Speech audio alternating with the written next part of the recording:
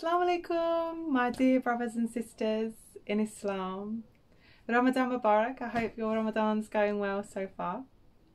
So I've wanted to do this for a while now, start a YouTube channel or some kind of platform where I could share my revert story, and so I can reach out to other reverts or any other person, like try inspire them and we can support each other. And also it helps me to be more open with my Islam. This is my 6th Ramadan this year, and this is the first time I've actually feel like I've built the confidence up to start being more open and talk about it. I couldn't imagine doing this a couple of years ago, so alhamdulillah, this is good. So my revert journey started back when I was 16 years old, and I left school and I went to college and got a job. So where I grew up in a village in Essex where it wasn't very multicultural. There wasn't really a big mix of faiths or cultures. So I wasn't really exposed to Islam at all. But when I left school and college, and went to college and work, I started meeting all different types of people, and it just got me really fascinated that there's so many different people, the way they live their lives. So I just become intrigued and started asking questions, and one of them that I was intrigued about was Islam. Now, when I was first exposed to Islam, it probably wasn't the it wasn't the best exposure for me. Like, I felt a bit overwhelmed first of all. Well, alhamdulillah, the people that were guiding me, may Allah bless them so much. Sometimes for me, I wasn't ready for some of the stuff that they were saying. My mind wasn't ready for it. So it was things like, you know, the outward appearance, like you need to cover your hair, you can't wear nail polish, make sure you're completely covered, you can't go here, you can't do that, you need to stop this, you need to stop that. And for me, it just blew my mind, and I thought to myself, I'm never going to be good enough for this religion. As much as I liked the aspects of it, I was just thought, no way. So I pulled away from Islam, and then I started searching again. I looked into Christianity, Judaism, Buddhism, all different ones, and I just kept being drawn back to Islam. So every time I went on holiday to like a Muslim country like Egypt, Morocco, Turkey, every time I heard the azan being played, because it gets played out in the street, it used to make it still does, sorry, make my hairs stand up and brought tears to my eyes, and just this overall feeling, it's just so overwhelming. So I knew there was something there. Then words penetrated me so deep, and I knew that I needed to search further. So I at the time, I still would learn certain things, like how to pray. When on my journey of learning, I learned how to pray, and I learned the basic fundamentals, the 5 pillars of Islam and everything like that. So at the time, something just drew me to pray. I was like, Rebecca, you need to just pray. So I just started praying, and all of a sudden I just started crying and hysterically crying, and it was one of the most beautiful moments of my life. Like, I'll never forget it. I just felt like all my worries, all my fears, I felt like everything just fell off of me, and I finally felt something so much greater than me in control, and I just felt so like embraced, and it was just, oh, it was so beautiful.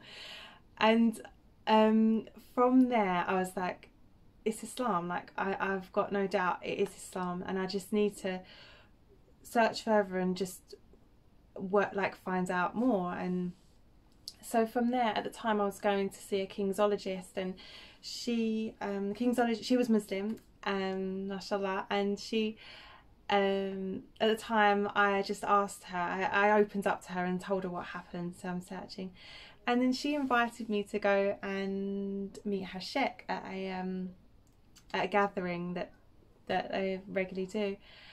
So I built up the confidence. I went. I was so nervous, but I went, and everyone was so lovely. And from there, it opened up.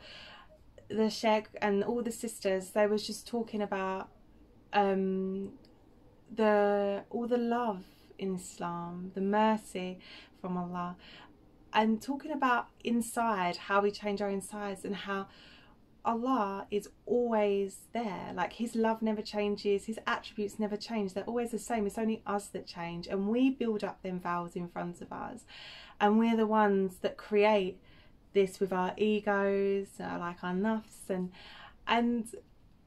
after learning that, it's like I just felt, yeah, it's so true. And the more we break down them barriers, the closer we get to Allah. And the way they spoke about Islam and how, like, just how amazing, like, our Allah is. And yeah, so from there I started wanting to practice more, started learning more, and then Allah just kept opening doors for me. He was sending like really good books and like for me to come across, and I that were opening up my understanding and even more. Different lectures online, and inshallah, like, with these videos I want to do them on a weekly basis, and I'll share my thoughts on some books. Like, one that I'm particularly reading at the moment is Secrets of Divine Love, a spiritual journey into the heart of Islam, and that book is so beautiful. So inshallah I'll draw upon all the books that I've read and my understanding of them. I also wanted to, sorry, I'll keep going back and forward. It's my first time doing this, so bear with me. Inshallah, I'll get better. I wanted to just touch upon my family and a bit more about my journey. So I didn't tell my family I was Muslim. I was practicing 3 years in secret. And that was really tough because I felt like I was living a double life. And I felt like I was doing something wrong. It's so weird. Like, sometimes I used to say, like, oh, I'm going out to the pub with my friends, when really I was going to the mosque for a lecture. And I think about it now and I think it's ludicrous, but yeah, that's the fear I had. I was worried about what my friends and what my family would think, and